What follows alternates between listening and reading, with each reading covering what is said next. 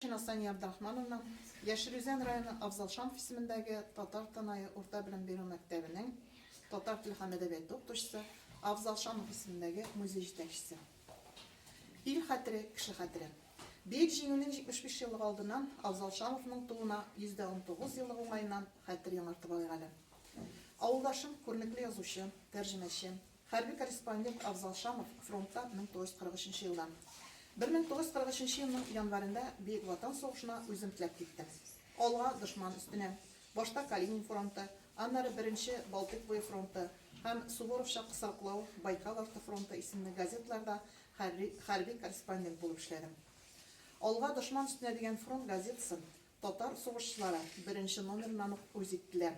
Аның эштәлеген, сыйфатын яхшырту турында үзләренең күп кенә кыйммәтле киңәшләрен бирделәр. Еллар үтәр, тарихчылар безнең газетабызның саргайган битләре дулкынланып актарлар. Хәрби язучыларыбызның һәм журналистларыбызның иң кечкенә генә хәбәрләрен укып та, нинди изге, нинди бик эш эшләгәннәр дип аларның исемнәрен бик зур хөрмәт белән искә алырлар дип яза Абзалшанов. Газета 4 телдә: русча, татарча, үзбәкчә һәм казакча басыла. Татар редакциясе составында редактор урынбасары капитан Минхаш Гаймадиев, хәрби корреспондентлар булып язучылар Шәйхи Маннур, Абзалшанов һәм Абдулла Әхмәт, корректор Фазыл Басыйров иптәшләр эшли. Ялны белми эшлибез. Рәтлек төн йокысы күргәнебез юк. Кайчак типографиядә генә шәрм итеп алабыз. Газетаның бөтен авырлыгы Абдулла Әхмәт белән минем өстә. Хәбәрләрне дә, репортажларны да, очеркларны да үзебез язабыз. Аңа кирәкле материалларны да ут эшеннән үзебез алып кайтабыз. Командование приказларын, әһәмиятле мәкаләләрне тәрҗемә итәбез. Газетабыз атнага 2 тапкыр 4 битле булып чыга, дип яза Абзалшанов. Инде сугышлар тынды. Ерткыч фашизм Кызыл армиянең дәһшәтле көче алдында тез чүкте. Аны тез чүктерүдә, бирелергә мәҗбүр итүдә халкыбызның данлы улы Әсхәт Катауллинда хезмәте зур булды. Ул үзенең ватан алдындагы мөкатдәс бурычын намус белән үтәде. Язучы Абзалшановның архивында Бөек Ватан сугышы чорына караган әллә никадәр документаль материаллар ята икән. 15 фронт блокноты. 1943-1945 елларда Калинин һәм беренче Балтик буе фронтларында язучы үзе очраткан һәм алар турында материаллары булган сугышчылар исемлеге. 500дән артык исем. Дистәләрчә фронт газетлары, фронттан рәсемнәр, сугышчан листовкалар, гади солдат хатлары һәм фронтлардагы каләмдәш дусларыннан килгән хатлар. Хат авторлар арасында сугыш кырында ятып калганнары да, сугыштан соң арабыздан киткәннәр дә бар. Язучы Абзалшанов армиядан демобилизацияләнеп 1946 елның 27 апрелендә Казанга кайта. Мәңгелек ут янында уйланулар исемле мәкаләсендә Абзалшанов булай дип яза.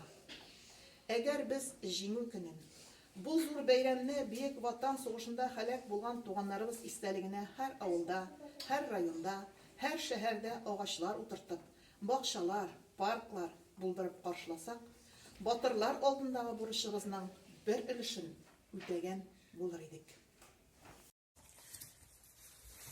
Мин Сания Абдрахман кызы, Яшел районы Татар Танай урта белем бирү мәктәбенең татар теле һәм әдәбияты укытучысы, Абзалшанов исемендәге музей җитәкчесе. Хәзер мин сезгә Абзалшановның Кызыл сугышы гәҗитендә басылган Куаклар арасында дигән хикәясен укыйм.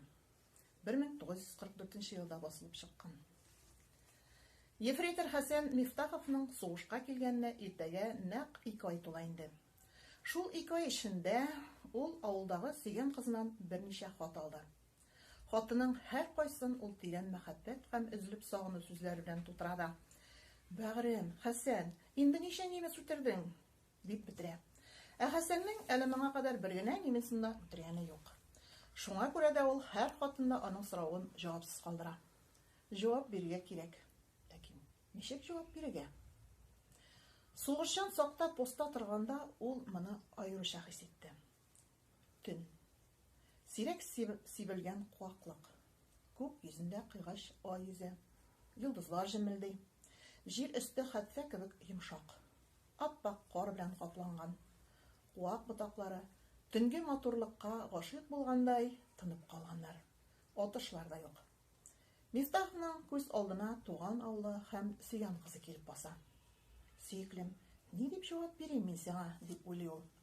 Шу, бер читтә бишәү булып төркемләнеп утырган куакның берсе нигәдер сикенеп куйды. Мифтаховның күз алдыннан авыл күренешләре кинәт югалды.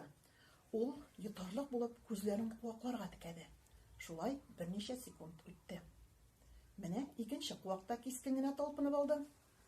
Мифтахов сагаеп автоматын шул куакларга төзәде.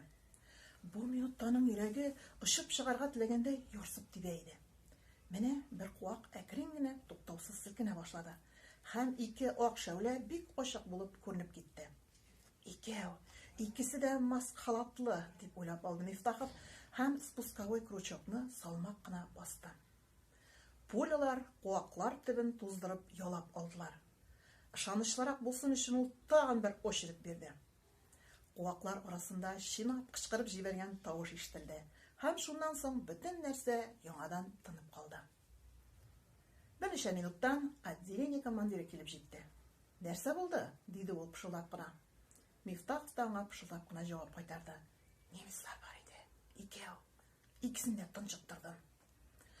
Алар куакларга күзләрен текәп бик озак карап яттылар. Анда бер төрле дә җан әсәре сизелмәде. Шуннан